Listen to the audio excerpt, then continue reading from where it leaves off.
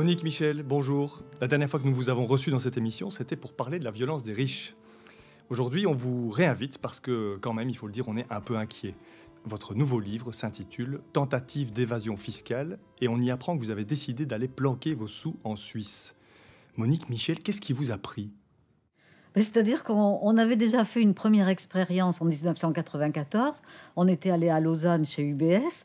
Et puis là, on avait été frappés, Michel et moi, de la facilité avec laquelle on nous avait ouvert un compte numéroté. On nous avait expliqué qu'on ne devrait pas avoir de contact avec la banque, qu'on aurait un conseiller sur Paris. Enfin bref, tout ça, c'était passé très, très facilement et très bien dans un beau bureau capitonné où on avait été reçus comme ça tout de suite. On avait simplement dit qu'on avait gagné au loto. Enfin, et puis voilà. Et on n'avait jamais donné suite, mais enfin, on avait été frappé par la facilité. Et donc, on a décidé, avec l'opacification de la fraude fiscale qui s'est complexifiée, on s'est dit, tiens, on va quand même essayer de refaire le coup de Tintin et Milou qui se présente à HSBC à Genève. Et donc, on est arrivés tous les deux dans un immense hall absolument vide. Et on a dit, voilà, ce qu'on voudrait ouvrir un compte, mais un peu compliqué. Alors le bonhomme nous dit, mais non, ça se passe pas comme ça. Il faut prendre rendez-vous avec un conseiller patrimonial, etc. Alors il y a un bonhomme, voyant la situation, qui ressort tout bronzé lui aussi de derrière un bureau. Donc on se retrouve avec 3 hommes dans cet immense hall. Et là, on comprend qu'on est confondu, c'est-à-dire qu'on sait très bien que ça ne se passe pas comme ça, qu'on arrive avec des avocats, qu'on téléphone avant, que les dossiers sont prêts. Et puis là, on a dit, écoutez, on va réfléchir, parce qu'on est allé à UBS, on nous a donné des tuyaux, donc on reviendra peut-être vous voir. Enfin, on s'en est sorti comme ça, comme on a pu.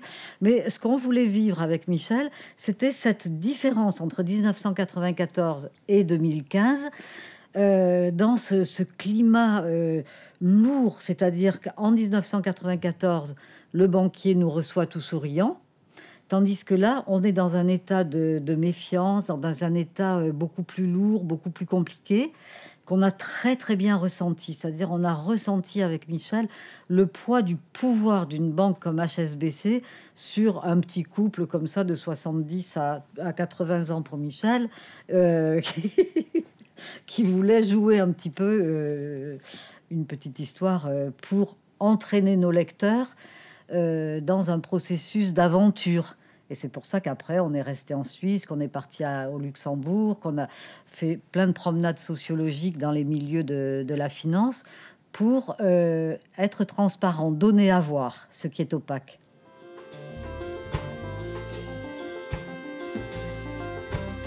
En tant que sociologue, qu'est-ce que vous vouliez mettre en lumière au fil de votre enquête en bande organisée, comme vous l'appelez ?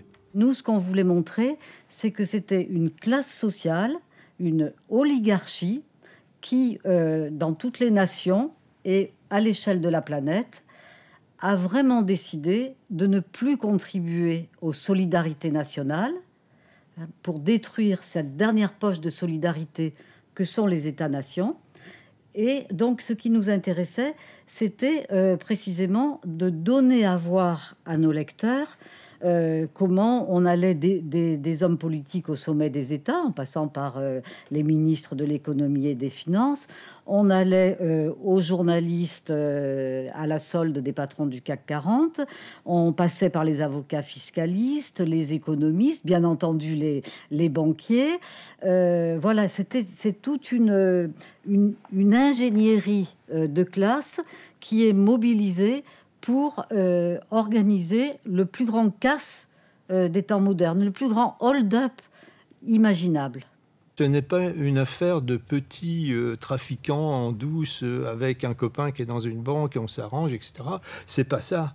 C'est quelque chose qui est à l'échelon mondial, dans tous les pays du monde, des pays même un peu inattendus. Par exemple, les États-Unis c'est même le plus important paradis fiscal au monde, en particulier dans l'État du Delaware, où il y a des immeubles, par exemple, dans cet État du Delaware, qui rassemble 200 000 sociétés inscrites au Delaware et ayant leurs locaux dans ce building. On est dans une situation très périlleuse parce qu'il y a un manque absolu de contrôle des mouvements financiers à l'échelle de la planète.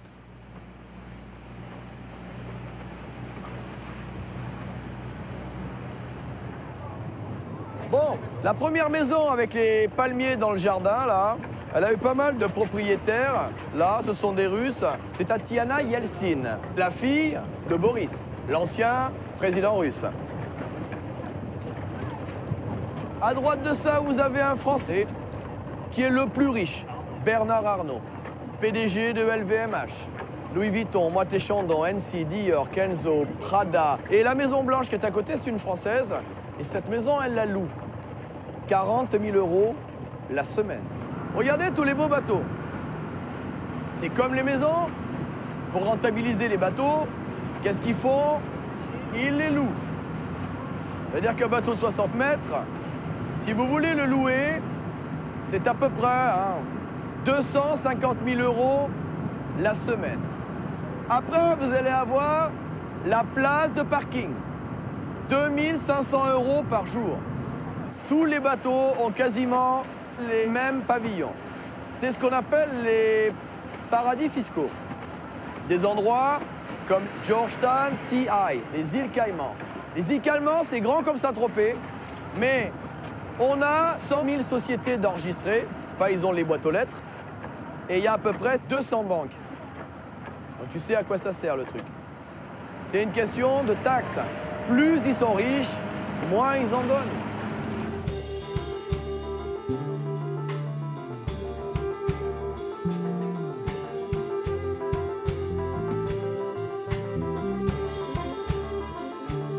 David Leloup, vous êtes journaliste et vous connaissez aussi très bien cet univers des banques suisses, du secret, des paradis fiscaux. Expliquez-nous concrètement comment ça fonctionne. C'est un schéma qui est très commun en fait et qui est souvent vendu clé sur porte par les banques. C'est on accumule des couches d'opacité et de secret. Alors un schéma typique, c'est un trust aux îles Caïmans. Donc un trust, c'est un contrat entre deux personnes. Donc il n'y a pas de registre officiel des trusts. Seules les deux personnes qui ont noué ce type de contrat savent qu'il existe. Donc c'est extrêmement opaque. Donc via un trust, vous dépossédez de votre fortune, vous la donnez à un trustee, une personne de confiance, qui va la gérer selon vos desiderata. Le trust qui possède une société, donc le trust est aux îles Caïmans, il possède par exemple une société offshore au Panama, laquelle possède un compte bancaire à Zurich. Comme ça, on brouille les cartes, on a 3 couches d'opacité, 3 types de secrets différents, le secret du trust, le secret de la société offshore panamaine et le secret bancaire suisse. Et en accumulant les 3, on a un montage quasi impossible à mettre au jour, sauf s'il y a un lanceur d'alerte ou une fuite qui survient.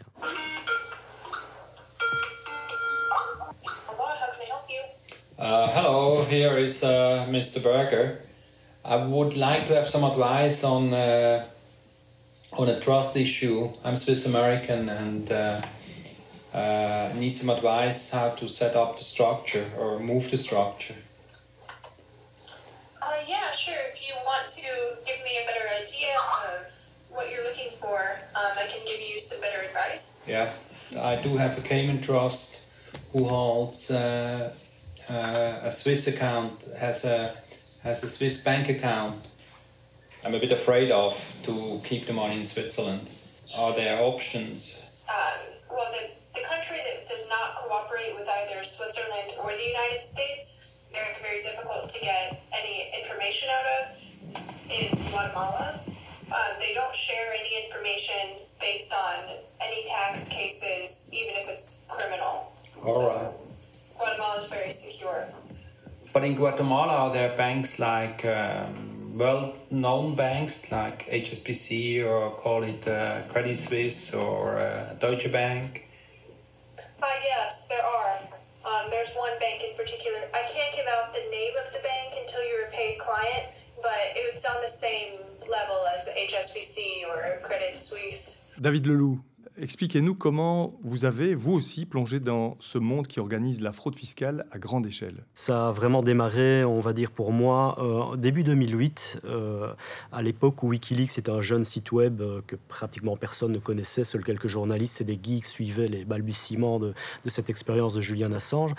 Et à ce moment-là, un inconnu s'est mis à publier de manière répétée des données bancaires qui étaient issues tout droit d'une filiale d'une banque suisse établie aux îles Caïmans.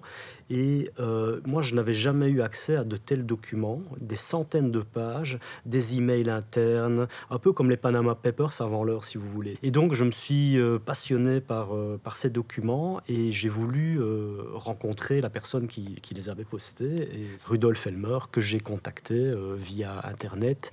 You have all ownership of the company, but the lawyer will appear for you in the public registry. That's called a kind of a nominee, isn't he?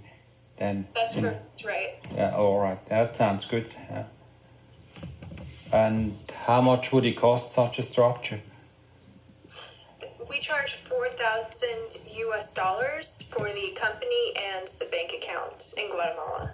That's all in all. All in all. Oh, perfect. Yeah, that's very reasonable. Quand j'ai rencontré Rudolf Elmer, c'était au mois d'août 2008. La crise a éclaté quelques semaines plus tard. J'étais loin de m'imaginer qu'on allait vivre quelques années plus tard des scandales LuxLeaks, Offshore Leaks, SwissLeaks, Panama Papers, qui sont en fait la suite logique de ce que Rudolf Elmer a fait dès 2008 sur Wikileaks en publiant ces données des îles Caïmans. J'ai senti que c'était un sujet d'intérêt public global, un peu comme la question du réchauffement climatique, dont la solution est fondamentalement transnationale. C'est pas la France toute seule ou la Belgique toute seule qui pourrait régler cette question-là. Il faut unir les États. Donc ma motivation, c'était informer le grand public en tant que journaliste sur ces questions-là qui, moi, m'apparaissaient fondamentales et cruciales d'un point de vue planétaire, j'ai envie de dire, parce que la justice fiscale, c'est un des grands enjeux du XXIe siècle, à n'en pas douter.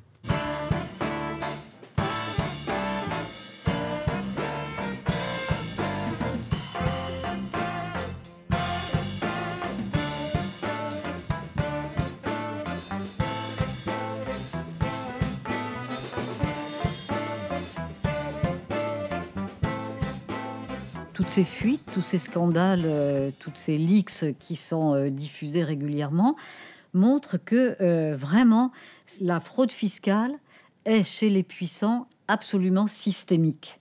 C'est-à-dire que nous pouvons, chaque fois que nous rencontrons une personne fortunée ou une personne qui a du pouvoir, nous pouvons la soupçonner de bénéficier de trusts, d'argent dans les paradis fiscaux. On voit bien que c'est systématique. Et c'est ça qui est important, qu'il faut vraiment comprendre. C'est qu'on est vraiment entré dans une guerre de classe. Et c'est Warren Buffett, le milliardaire américain, qui a dit en 2005, cette guerre de classe, c'est nous les riches qui la menons et c'est nous qui sommes en train de la gagner.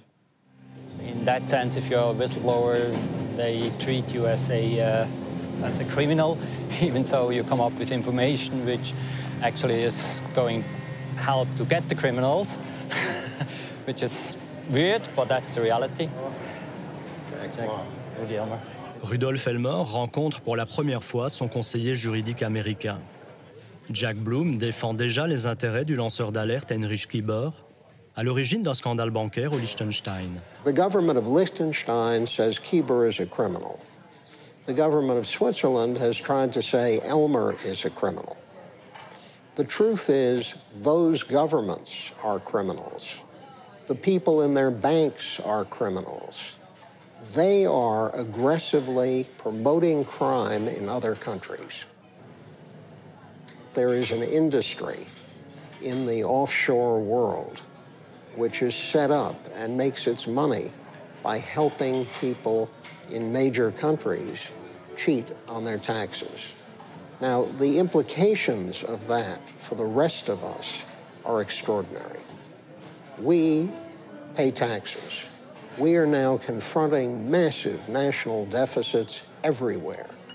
We are being told that basic services will have to be cut because there's no money to pay for them.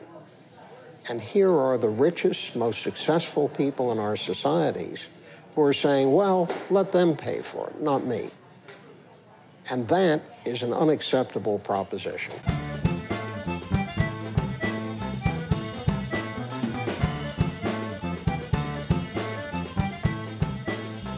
Lorsqu'on parle de paradis fiscaux, on pense inévitablement à des petites îles lointaines, délicieuses, avec des palmiers, du sable blanc, etc. Vous, ce que vous montrez dans votre livre, c'est que les palmiers, ils cachent plutôt une forêt de sapins français, belges, luxembourgeois, et que la fraude fiscale, elle s'organise plutôt au cœur même de nos États. Oui, ça c'est absolument extraordinaire.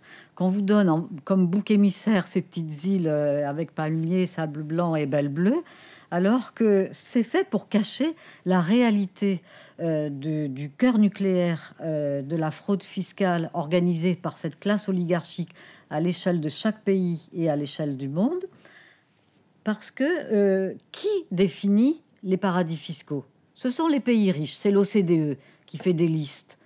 Et dans ces listes, comme par hasard, il n'y a jamais le Luxembourg, jamais la Belgique, jamais la Suisse, jamais l'État du Delaware, enfin bref, jamais la City. Voilà, et que ces petites îles, c'est parce que ce sont les pays riches qui définissent les paradis fiscaux. Et donc nous, ce qui a été vraiment la grande découverte de cette enquête, c'est de voir, par exemple en France, avec Bercy, le ministère de l'économie et des finances, qu'on appelle le paquebot parce que Bercy est installé sur la Seine. Et on s'est dit, on va faire une enquête, après la Suisse, on va faire une enquête sur le paquebot de Bercy qui vogue sous pavillon de complaisance avec comme maître d'équipage Emmanuel Macron, tout juste arrivé direct de la banque Rothschild. Et donc là, on a fait vraiment, je crois, quelque chose, en tout cas, qui nous a beaucoup plu à faire, de montrer que l'évasion fiscale était organisée avec la complicité des politiques au plus haut niveau en France. Alors, comment ça se manifeste? D'une part, ils suppriment des dizaines de milliers de fonctionnaires liés à la fraude fiscale ou à la douane. D'autre part, ils empêchent les inspecteurs des impôts de travailler lorsqu'il s'agit de grandes fortunes. Et enfin, il y a ce qu'on appelle en France le verrou de Bercy, c'est-à-dire le ministre du Budget est le seul qui a la possibilité d'aiguiller certains fraudeurs vers les tribunaux ou bien vers des cellules de repentance. Vous demandez pardon, quelques amendes en prière et les portes des paradis fiscaux vous sont à nouveau ouvertes. Et ce qui est très intéressant dans notre enquête avec Michel, c'est que les petits fraudeurs sont orientés vers les tribunaux, l'audience publique, l'humiliation que représente, la visibilité que représente le tribunal, tandis que les camarades de classe sont orientés vers ces cellules de repentance. Et alors, je conclus en disant, seul le ministre du Budget est le chef de gare, avec cette possibilité d'aiguiller. Mais quand le ministre du Budget s'appelle Jérôme Cahuzac, alors on fait comment? Donc ça veut dire que le gendarme est à la fois gendarme, mais aussi voleur. Dans ce cas-là, c'est exactement ça. Et donc, il a fallu, dans le cas de Jérôme Cahuzac, qu'il y ait précisément le travail de la presse, d'un lanceur d'alerte, pour que, enfin, alors que c'était quelque chose qui était connu, qu'enfin Jérôme Cahuzac soit confondu dans ce statut bizarre de gendarme et de voleur. C'est quand même assez fort ce que vous avancez, c'est que les ministères des Finances français notamment, mais aussi européens, sont des complices actifs de la grande fraude fiscale. Oui. On a un très bel exemple actuellement, qui est celui de M. Jean-Claude Juncker, qui a présidé à la mise en place des rescrits fiscaux, qui sont une forme de fraude fiscale très efficace réalisée au Luxembourg. Monsieur Jean-Claude Juncker était ministre des Finances du Luxembourg lorsque les rescrits fiscaux ont été mis au point, c'est-à-dire qu'il a supervisé la mise au point de ces formules fiscales frauduleuses. C'est quand même assez extraordinaire. Et par la suite, il a été encore Premier ministre, etc. Et dans les les structures européennes, il est aujourd'hui président de la Commission européenne. Ça veut dire qu'il est quelque chose comme, c'est l'équivalent d'un Premier ministre, d'un gouvernement, d'un État. C'est extrêmement inquiétant. Ça veut dire qu'il y a une corruption des politiques qui va très loin et que dans l'avenir, il y aura des découvertes et des révélations qui seront tout à fait explosives. David Leloup, vous êtes d'accord avec ça? En Belgique, le gouvernement et les gouvernements précédents s'accommodent de la fraude fiscale, voire contribuent à l'organiser? Mais à partir du moment où le Parlement vote des lois qui établissent des niches fiscales qui profitent à des minorités, par exemple les multinationales, il est clair que la fraude fiscale, c'est plus de la fraude fiscale puisque c'est légal, c'est voté par les parlements. C'est-à-dire que l'évasion fiscale fait partie directement de la politique menée par un État. En 2006, la Belgique a voté une loi qui permet d'exempter les royalties que l'on peut toucher lorsqu'on possède un brevet. Vous avez un brevet, ce brevet génère des royalties. Eh bien, avant, ces royalties étaient taxées au taux de l'impôt des sociétés, c'est-à-dire grosso modo 34%.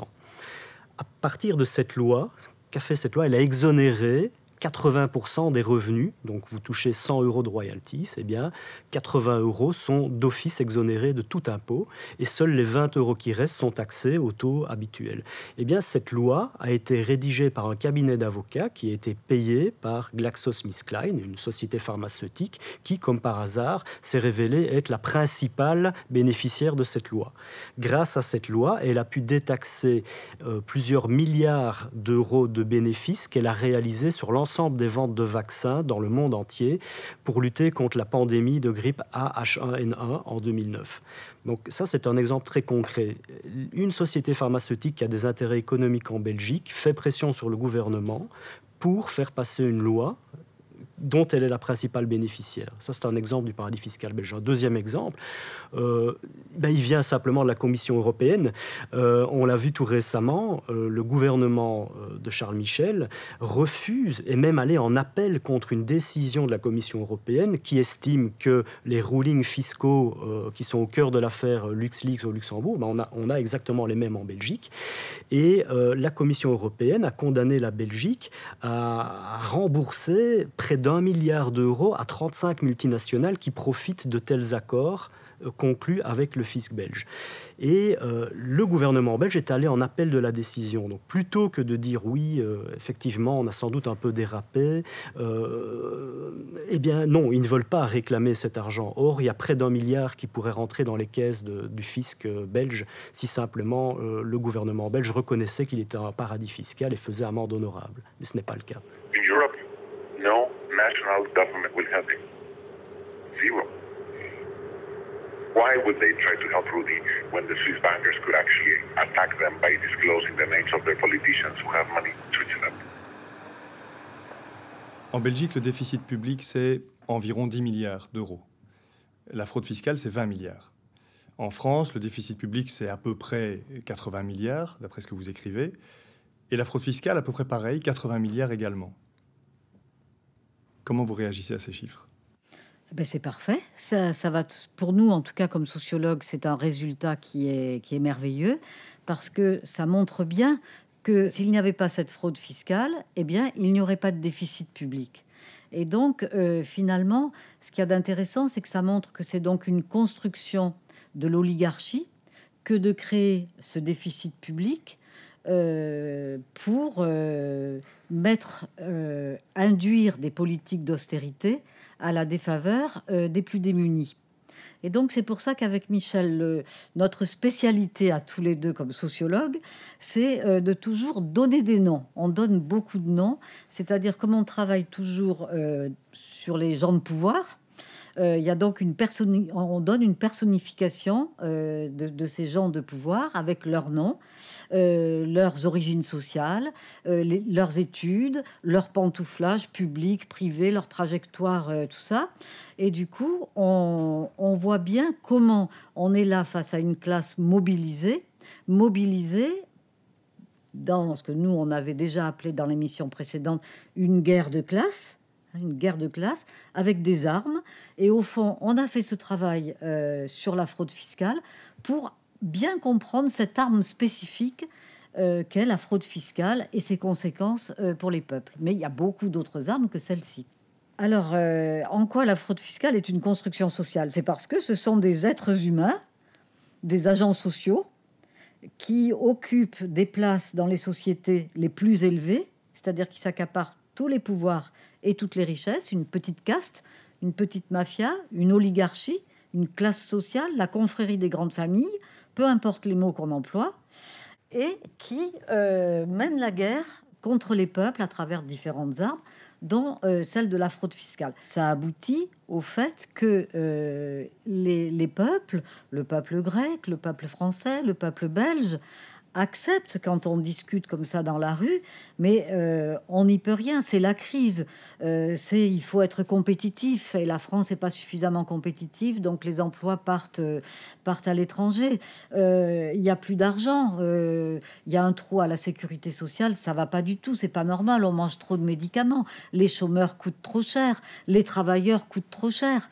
Alors que nous, notre travail de sociologue, notre travail d'éveilleur de conscience, notre travail qui appelle à l'insurrection des idées, à quelque chose de pas forcément violent, mais dans la tête, en tout cas très violent au niveau des idées, appelle, si vous voulez, les gens à prendre conscience de ce conte immature, incroyablement immature qu'on leur raconte, cette histoire de la main invisible du marché, la crise, les marchés, mais c'est des gens en chair et en os. Et l'oligarchie, ce qu'elle a intérêt, c'est à cacher l'arbitraire des inégalités, des antagonismes dans les rapports sociaux. Ils sont les propriétaires des moyens de production, ils ont l'argent. Et à ce titre-là, ils peuvent esclavagiser, péoniser, exploiter sans vergogne les peuples, alors que nous, avec Michel, nous ne cessons de parler du coût du capital. Parce que le problème, c'est eux. C'est pas les peuples, c'est ceux qui sont trop gourmands et qui... et d'ailleurs, c'est pas seulement un problème de gourmandise, j'ai tort de parler comme ça. C'est quelque chose qui est guerrier, qui est violent, qui est raciste, un racisme social, un racisme de classe. Un état de violence dans la France d'aujourd'hui qui est proprement incroyable. Et nous, tous les matins avec Michel, il aimerait qu'une chose, c'est profiter de sa retraite, il me le dit tout le temps, mais tous les jours, l'actualité nous donne raison. Alors à la fois, on est satisfait sur le plan intellectuel et sociologique, et en même temps profondément triste. Today we are on a level where it's out of proportion. In simple terms, the taxes which are not paid by those multinationals, financial institutions and high net worth individuals need to be paid by the man in the street. And the man in the street is so much under pressure that he might stand up. And violence is very close. Moi, je crois que un jour, la marée humaine saura mettre à bas les châteaux de sable de la délinquance en col blanc. Voilà. Je pense que devant l'air réjoui de Michel, on va en rester là. Merci beaucoup, Michel, Monique et David.